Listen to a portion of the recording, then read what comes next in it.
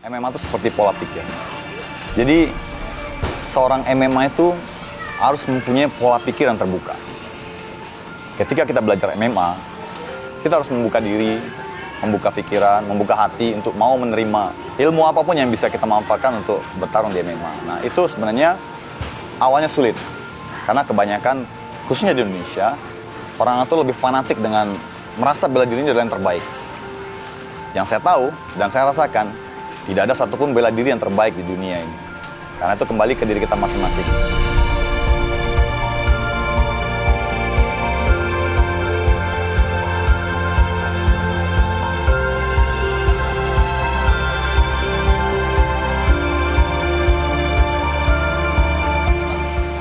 Halo, nama saya Zuli Silawanto, usia saya 44 tahun. Saya di sini sebagai pelatih di camp Tiger Shark Fighting Academy. Saya juga seorang mantan fighter MMA, boleh dibilang veteran lah seperti itu.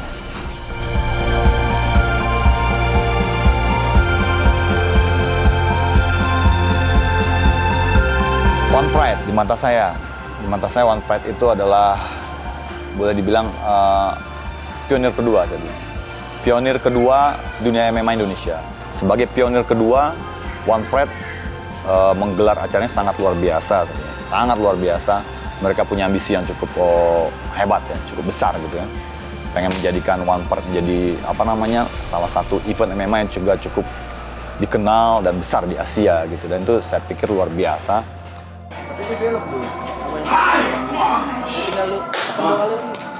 Awal pertama kali saya bergelut di MMA itu ketika tahun 2000-an ya. 2000-an itu salah satu stasiun televisi mulai menayangkan tayangan UFC ya. UFC awal-awal ya, dari UFC pertama gitu ya. UFC klasik lagi. Awalnya saya pengen tahu ini bela diri macam apa sih zaman itu. Nah, mulai tertarik di situ. Ternyata membuka hati di situ. Ternyata bela diri itu memang nggak cukup kita dengan satu teknik yang kita miliki aja. Nah, mulai belajar. Nah, kebetulan memang bela diri basic saya di sini terakhir itu adalah Jushi Kendo ya. Sekarang saya juga masih pelatih di Jushi Kendo. Nah, Jushi Kendo ini juga salah satu bela diri Indonesia asli yang dimix dari berbagai aliran bela diri. Jadi ketika salah satu stasiun televisi tersebut membuka kesempatan untuk MMA pertama kali dipertandingkan di Indonesia, saya tidak ragu lagi untuk ikut seleksi karena saya merasa adalah cukup teknik yang saya miliki untuk bisa bertarung di MMA. Gitu. Dari situ saya mulai mendatangi seleksi dan akhirnya saya lolos ikut turnamen pertama sampai perebutan sabuk. Walaupun saya gagal akhirnya di perebutan sabuk, dari situ saya mulai mendalam MMA terus sampai saat ini saya tidak pernah beralih dari MMA. Selain juga saya tetap mempertahankan bela diri basic yang saya punya sekarang.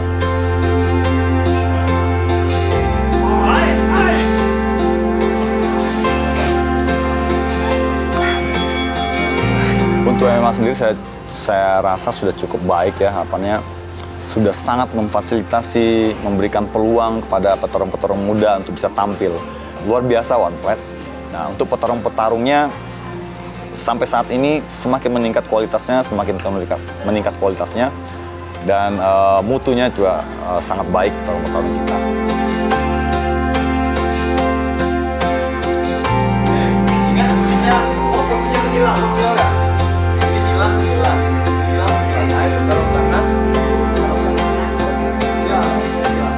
Dia adalah pelatih utama saya.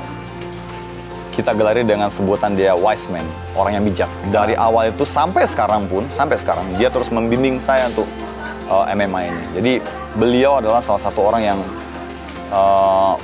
punya arti banyak dalam perkembangan karir saya di mixed martial art. Karena tanpa beliau mungkin saya tidak akan semaju sekarang ini. Karena beliau juga melatih bukan hanya melatih fisik, teknik, tetapi lebih lagi kepada falsafah bela diri itu sendiri. Bagaimana memberikan semangat pada saya ketika saya berlatih, ketika saya lelah, ketika saya bertanding, ya kan. Orang Bapak Syarif itu adalah seorang yang tegas ya, tegas dan keras, dan dia tidak pernah mau melihat muridnya ketika bertanding dalam keadaan lemah gitu. Ya, luar biasa. Dari beliau lah saya belajar pendawasan banyak, bagaimana menjadi seorang petarung profesional beliau yang banyak mengarahkan saya menjadi profesional itu seperti apa. Harus punya komitmen, harus punya disiplin.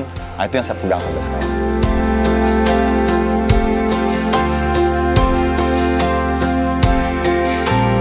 Setelah menyatakan diri pensiun dari kegiatan MMA sebagai fighter MMA, kegiatan saya sebenarnya tidak jauh-jauh dari melatih fighter-fighter muda untuk dipersiapkan juga di ajang profesional ataupun amatir. Selain juga melaksanakan tugas-tugas saya sehari-hari sebagai seorang pegawai negeri sipil. Kangen itu pasti ada ya, karena bertarung itu kalau sudah menjadi darah daging itu seperti ada panggilan gitu. Selalu setiap saat ada panggilan, ingin bertarung. Tapi mungkin ya masanya sudah lewat, karena sekarang saya ada 24 tahun dan ya masanya kita berbagi dengan yang muda-muda lah. Kangen pasti ada sih, suatu pengen tampil pasti ada. Nggak ada seorang petarung yang sudah menjiwai dirinya sebagai seorang fighter kemudian berhenti tidak kangen untuk bertarung, itu pasti tidak ada lah menurut saya.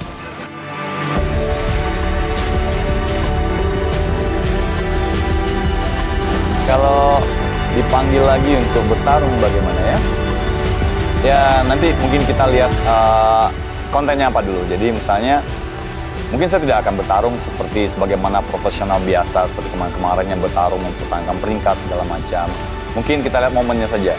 Apakah momen yang tepat untuk saya comeback ke oktagon lagi itu tepat atau tidak? Nanti kita lihat situasinya.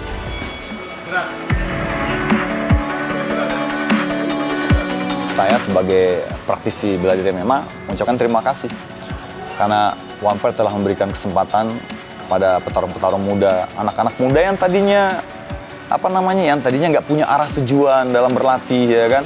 Dengan adanya keinginan untuk menjadi seorang petarung, mereka mulai mengasah diri dari awal gitu, berlatih dengan baik, pola hidupnya diatur sehingga ini banyak merubah mindset anak muda bagaimana menjadi hidup lebih sehat dan bagaimana berjuang untuk menjadi seorang profesional sejati.